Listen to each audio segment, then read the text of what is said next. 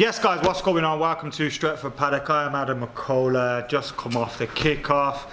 United have lost against Arsenal 1-0, and I've got to say, we only have ourselves to blame. I feel like Ole Gunnar Solskjaer got it absolutely wrong today, and you could give him credit for the wins against PSG, give him credit for the win over RB Leipzig, but I feel like in the two home games against Chelsea, against Arsenal, in the league, he has got it wrong, and ultimately it's cost us. It's cost us points. We've won no games at home in the league this season, and that, quite frankly, is not good enough for any Manchester United team. Yes, there's been no pre-season. Yes, we've had all those kind of things. It's a weird season. We know you have to take all of those things into consideration when you judge where we are at this season. But winning none of your first 4 league games at home, regardless of the opposition, is not good enough. And when you've got Spurs, Chelsea, Arsenal, Crystal Palace at home, you've got a chance to actually make a statement, set down something, a marker for the rest of the season. And we failed to do that. I thought today we played into their hands. We allowed them to take control of the game. We allowed their confidence to build as the game progressed. And ultimately, you felt like it was either going to end 0-0 or Arsenal were going to win that game. I didn't feel like Manchester United had a winner in them today. And that's the most disappointing thing, because when you've got Rashford, Greenwood, Cavani, Bruno, Pogba, Donny van der Beek, you should be able to create more. And that's why you have to put it down to the manager today. He got it wrong. Starting with McTominay and Fred in that midfield area, we played what we thought was going to be a diamond, but it was almost McTominay and Fred sitting with Pogba and Bruno wide ahead of them, almost like a weird shaped 4-4-2. And we had McTominay and Fred who were quite flat, quite sitting in front of that defence, but they were doing the job of one man. Thomas Partey did the job of Fred and McTominay. We're having to play Fred and McTominay to cover for the inadequacies of our holding midfielders. Matic no longer, he's very old. He can't play week in, week out, whatever. Fred, is not a natural holding midfielder. Scott McTominay, not a natural holding midfielder either. So we have to play both of these players there to get any sort of solidity in front of that defence. Ole Gunnar Solskjaer has gone from having a defence that is leaking goals to now thinking, how do I protect this? Oh, I know, stick 2 holding midfielders in front of it. And that's affected our form, affected our performances, and affected us in attack. Today we had Mason Greenwood and Rashford up against that back line. They were splitting out wide at times, and Bruno was becoming almost a false 9. But whenever they were there was no focal point. No one to hold the ball up with their backs to goals. Gabriel was mopping up everything, coming through the players, and we just couldn't build up attacks. I felt in the second half it made sense. Put Rashford out on the left, put Cavani through the middle, Greenwood on the right, get Pogba and Bruno in behind them and try and build up attacks, build up play. We just had a gap in front of Mason Greenwood and Rashford. No one playing through the middle, and it was too flat, too easy for Arsenal. Not good enough for Manchester United, and we didn't change it quick enough in that second half. We allowed them to continue growing in confidence, and if that penalty is not given, that game ends 0-0. And I know we had our chances, times when I thought Harry Maguire had a great header which just went wide. He did really well in the opposition box, and I thought he could have maybe got a goal or whatever from that, or created an opportunity. But that seemed to be our only outlet. Pushing it back to Luke Shaw, whipping it into the box, not trying to create anything, not trying to break down those lines. And I feel ultimately that came from Ole Gunnar Solskjaer showing far too much respect to Arsenal, allowing Arteta and Arsenal to grow into the game, build up their confidence. And they didn't, did they have a shot on target apart from the penalty?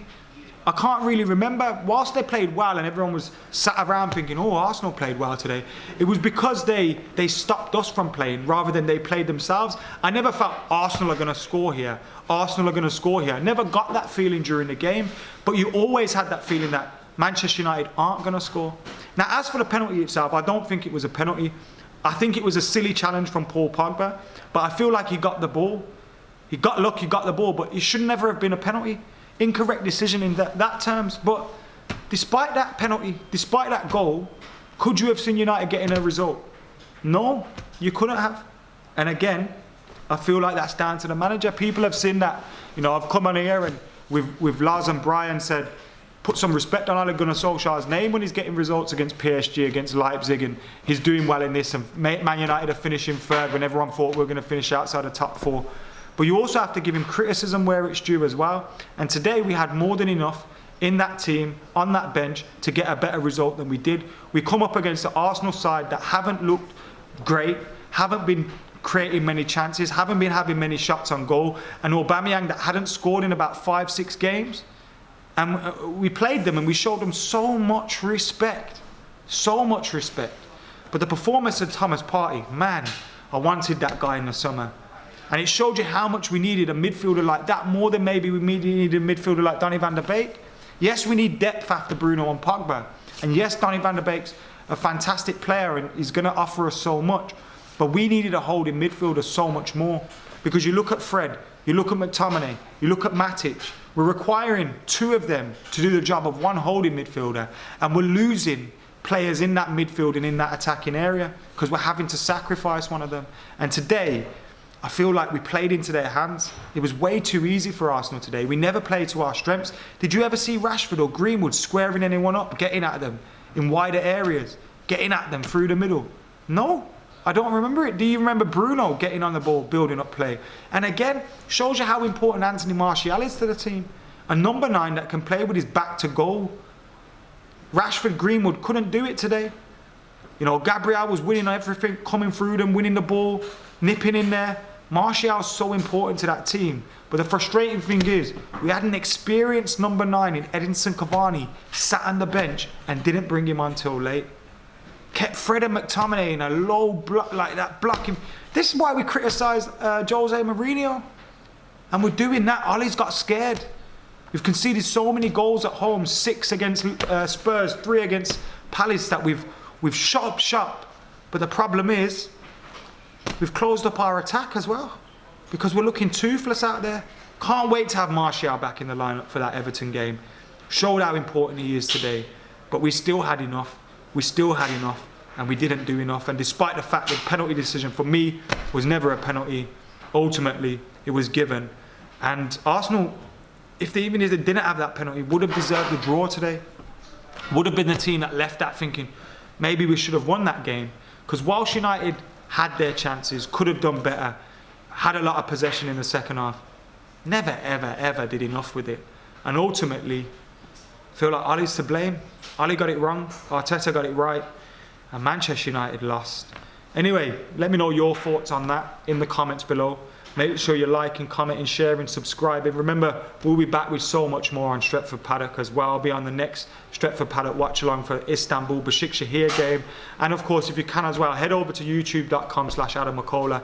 I'm less than 10,000 away from 100,000 subscribers. So if you can subscribe to my channel, that'll be great. And you'd help me get a little bit closer to that target. Thank you for tuning in. Make sure you're keeping it locked. I'm out of here.